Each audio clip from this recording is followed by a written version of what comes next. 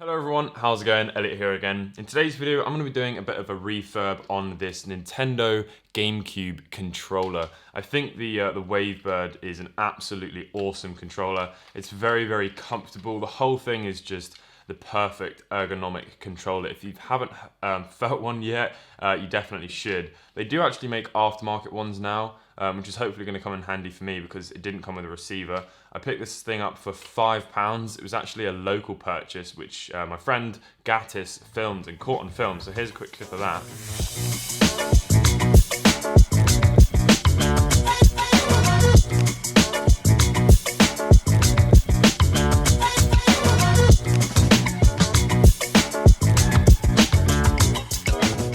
It's in pretty bad condition. It's in a bit of a sorry state. You can see that there's obviously been some sort of an acid corrosion leak on it.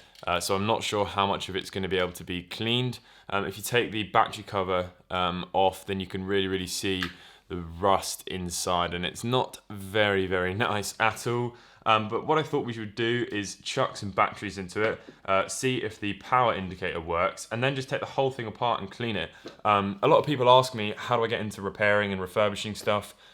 Buy a controller. I'm not necessarily saying a GameCube controller because although these things are easy to repair, they're probably not the easiest ones out there. Maybe pick up an NES controller, a yellowed one, because then you can practice retrobrighting and stuff.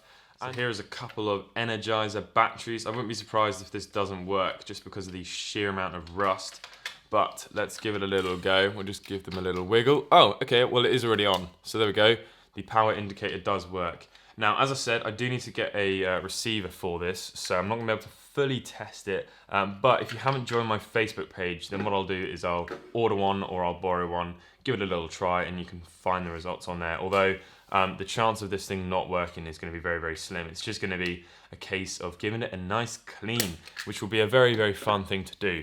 So, without any further ado, this isn't really a tutorial, but I'm sure the video will be hopefully clear enough for you to follow along. I have made a very old Wavebird repair video, so I'll link you to that if you want it. But yeah, let's just crack on.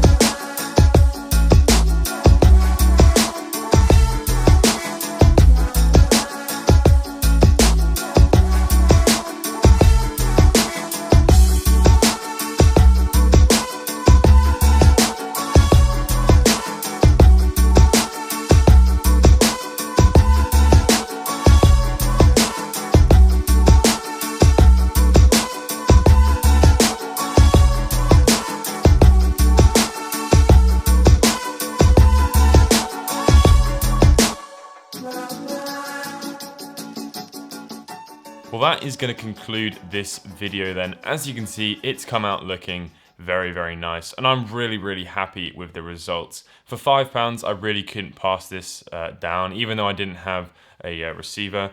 Big thank you to my friend Brandon, who's actually lent me one to test if it works or not. So what I've actually done, and I'm just going to zoom out slightly just to show you this little setup. I've got my Nintendo Switch plugged into the dock. I've got the Super Smash Bros. GameCube controller adapter, which was also lent to me by Brandon, so thanks again, Brandon. And then I've got the little wireless receiver that we can just plug into here. And then in order to see the screen, I've got my HDMI camera monitor just plugged in. So I'm just gonna set that down here. What better game to test this on than Mario Kart 8 Deluxe? We'll go into a quick single player game. This screen, by the way, is a 4K, it takes a 4K image, and yeah, the refresh rate on it is absolutely crazy, and there's no latency whatsoever.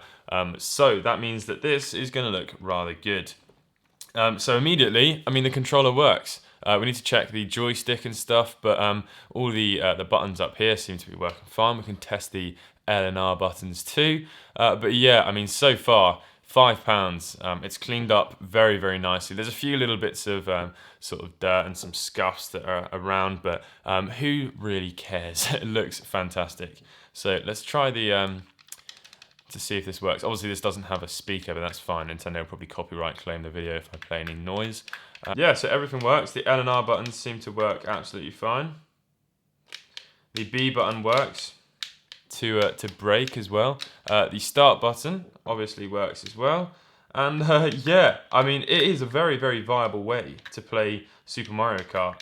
Oh, sorry, Mario Kart. I got slated in one of my videos for calling it Super Mario Kart, so apologies about that. But yeah, very, very happy with that. Hopefully you have all enjoyed this little video. Thanks again to Brandon for lending me those bits and bobs. If you did enjoy the video and you're new to the channel, please consider liking the video and subscribing, and I will catch you in the next video. Peace.